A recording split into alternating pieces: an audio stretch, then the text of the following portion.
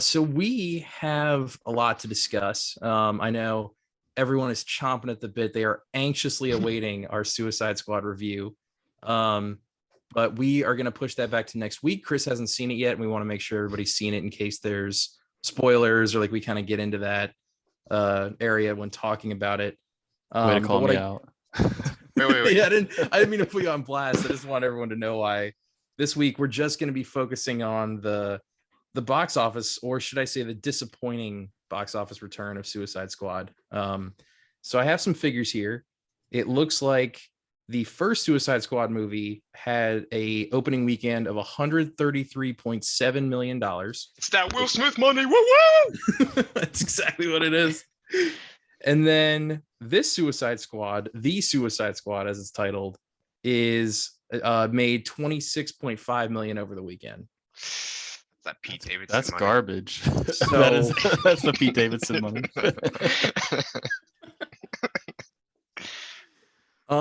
Yeah, and I think there's a lot of reasons for this, which we're going to get into. But Seabass, do you want to give?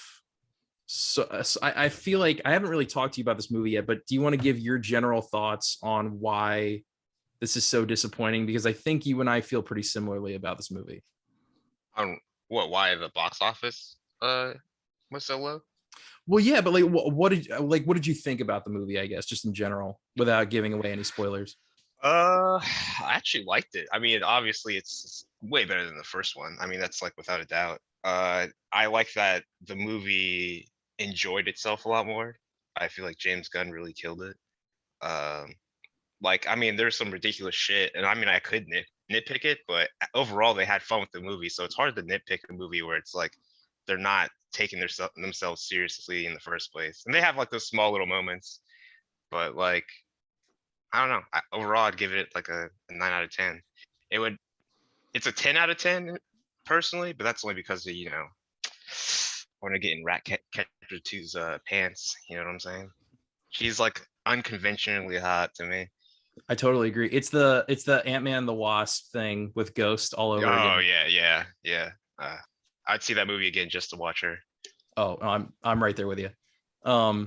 I totally agree with all that. And I would say I think this is the best comic book movie I've seen in maybe 2 or 3 years. Which is shocking. I really thought this movie was going to be terrible, and it's excellent. It really, I think, like you said, it doesn't take itself seriously at all. It felt Um, like I was watching a comic book and I wasn't watching a movie. That's a weird thing to say, but like you said, it's like the best comic book movie where it's like it just felt like I was reading a comic book or watching a comic book. It didn't feel like a real movie. it's broken up into sections like a comic book too. Like it has the fun little title cards that are sort of built in universe to make it feel like one long storyline. Yeah.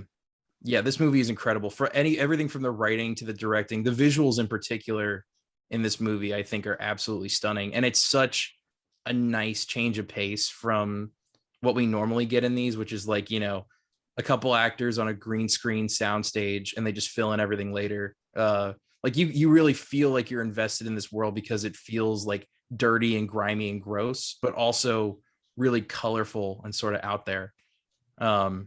But yeah, so we're gonna get into our full review next week. But I really just want to talk about why this movie failed, and I think there are a couple reasons. One of which I think the biggest reason is COVID.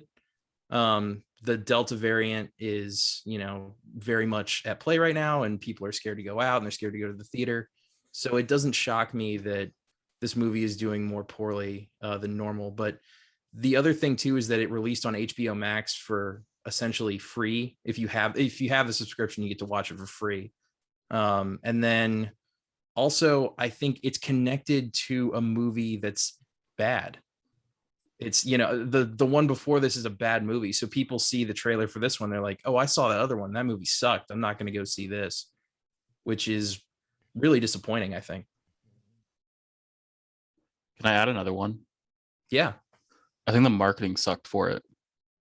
You guys have like convinced me more to see this movie than any advertisement for this movie has. And I've seen like advertisements for this movie just like, scrolling through Reddit or Facebook or whatever, like, you get those. They weren't convincing. They were just like a photo of like one of the characters or something. But the way you guys are describing it, like, I actually kind of want to see it.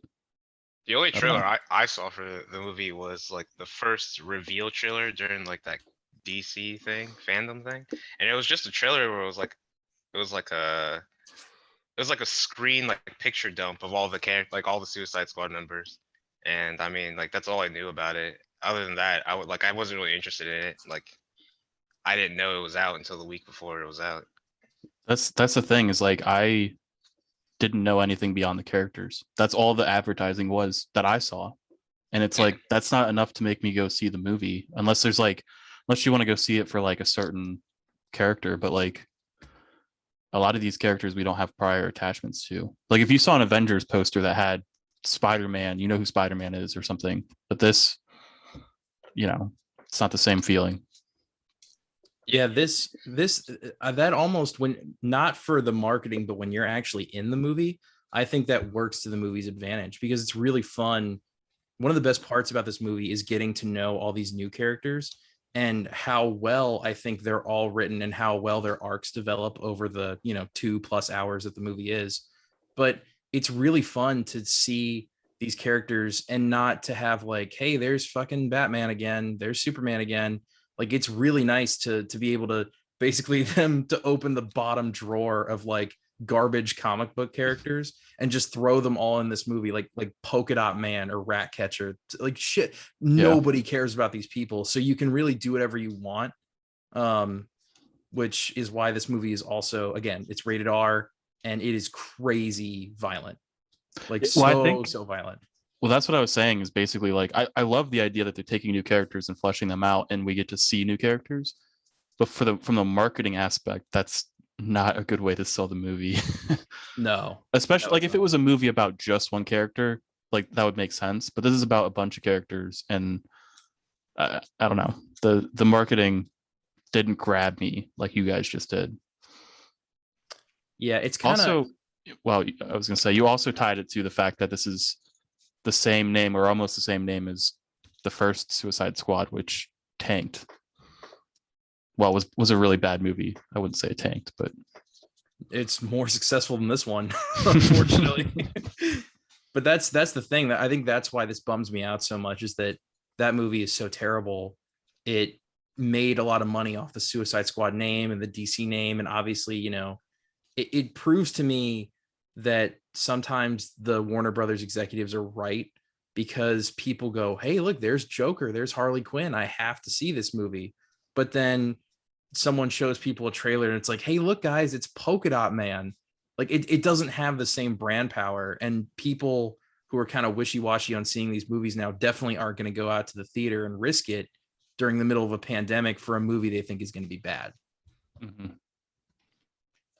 And I think that was one of the biggest issues with this. I want to get into this so much. Like I love this movie, but you also got into how it's free with an HBO Max subscription, which is how much is an HBO Max subscription? Like $10 a month? So it's $10 without ads, and then 15 I'm sorry, $10 with ads, 15 without ads. So a $15 subscription is cheaper than, I mean, this is kind of like the same Black Widow thing. Like $15 just like to buy a month of HBO Max is way cheaper than watching this movie one time. And is you get that all you shit. get with Black Widow? Do you only get to watch it once? Yeah. No, you get to watch it indefinitely. I thought. Yeah, once you. Or is it like one of those like for a period of time? I remember I think for HBO Max it's a period of time for some movies because I remember I watched like that one musical in the Heights. I was like, damn, I want to watch that movie again. And then they're like, oh nope, it was only out on HBO Max for 2 weeks. Now you gotta like buy it. So that was pretty shitty. But yeah, a lot of the new ones, what they'll do, they'll put it on HBO Max for a window of time and then it goes away forever. So while I was comparing it cheaper than the movie theater, it looks like, so I can still watch Black Widow right now after I got the premiere access for it. So I mean, it's the differences between Disney Plus and HBO Max. But I was just comparing how you could buy Black Widow. Why is that funny? Oh, Seabass changed his. He's changed his picture. Yeah, sorry. Sorry about that. God, those Anakin memes, A1, dude. What the fuck was I saying? It's Sorry. talking about Black Widow. Yeah. It's cheaper, like $30 for Black Widow is cheaper for 2 people than going to the movie theater. Same thing here. It's cheaper, way cheaper for 2, almost 1 person to do HBO Max at home, especially if you already pay for the subscription. Especially if you were grandfathered in when it was like when it was only $10, because the people that were paying $10 for the subscription got to keep that rate. So if I'm paying $10 a month, like I'm not gonna fucking see any movie in the movie theater. Yeah, God damn I bum it, so I pay nothing. I didn't know that. I was doing the $10 a month thing, and then I turned it off for a while. And when I turned it back on, I was like, oh, I guess they increased their price, but I could have kept it $10 this whole Yeah, time. if you never canceled and like kept it, they'd let you keep it. Oh, God damn it.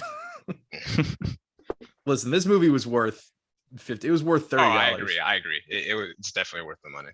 Oh, 100%. Yeah. Hey, everybody. Thanks so much for watching this highlight from our Split Screen Media podcast. If you guys want to catch the full-length podcast, make sure to tune in on Fridays when they drop, or you can check out more highlights that come out during the week. Thanks so much for watching, everybody. See you next time. Bye, guys.